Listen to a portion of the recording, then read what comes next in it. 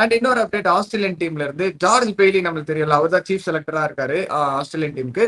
அவர் வந்து ஆஷஸ்ல bad கமின்ஸோட inclusion வந்து கொஞ்சம் டவுட்ஃபுல்லா தான் இருக்கும். ஃபர்ஸ்ட் மேட்ச் விளையாட மாட்டாரு. ஆனா வந்து அதுக்கப்புறம் இன்ஜுரி ரிகவர் ஆகி வருவாரு அப்படின்னு சொல்லிட்டு நியூஸ் வந்துருந்துச்சு. அதே மாதிரி ஆஷஸ் அவர் விளையாடவே மாட்டாரு அப்படி இப்படின்னு சொல்லிட்டு பரவலா நிறைய நியூஸ் பரவிட்டு இருந்துச்சு. அதுக்கெல்லாம் முற்றுப்புள்ளி வைக்கிற மாதிரி ஒரு அப்டேட் கொடுத்திருக்காரு. Yes, Pat Cummins will be a part of the Ashes upcoming Ashes. But எப்ப விளையாடுவாரு எப்படி விளையாடுவாருலாம் தெரியாது. அவர் நடுவுல வந்து விளையாடுவாருங்க அப்படின்னு சொல்லிட்டு ஜார்ஜ் பெரியஸ் கன்ஃபார்ம் த நியூஸ். அது இல்லாம கேமரான் கின் வந்து ஃபர்ஸ்ட் மேட்சே ஆஷஸ்ல விளையாடுவாருன்றத கன்ஃபார்ம் பண்ணிருக்காரு. Most likely will be playing. ஓகேங்களா. அதுக்கப்புறம் பவ் வெப்ஸ்டரை வந்து மென்ஷன் பண்ணிருக்காங்க. அவர் வந்து கன்ஃபார்மா ஃபர்ஸ்ட் மேட்ச் ஆஷஸ்ல விளையாடுவாருன்னு சொல்லியிருக்காங்க. லபுஷேன் நம்ம வந்து இன் அண்ட் அவுட்டா பாத்துட்டு இருந்தோம். அவர் விளையாடுவாரா இல்லையா அப்படின்னு சொல்லிட்டு நிறைய குழப்பங்கள் இருந்துச்சு.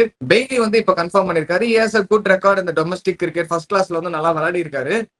பட் ஆனா வந்து ஏதாவது இப்ப சேஞ்சஸ் நடக்கணும், யாராவது வந்து இன்ஜுரி கன்சர்ன்ஸ் ஏதாவது இருந்துச்சு, யாராவது இன்ஜுரியால வெளில போயிட்டாங்க அப்படின்னா வந்து லபுஷனை வந்து கூட்டிட்டு வருவோம். அது வரைக்கும் லபுஷனை வந்து ஒரு ஹோல்டுல ஒரு டெபாசிட்ல தான் வச்சிருக்காங்க அதுதான் பண்ணிருக்காங்க.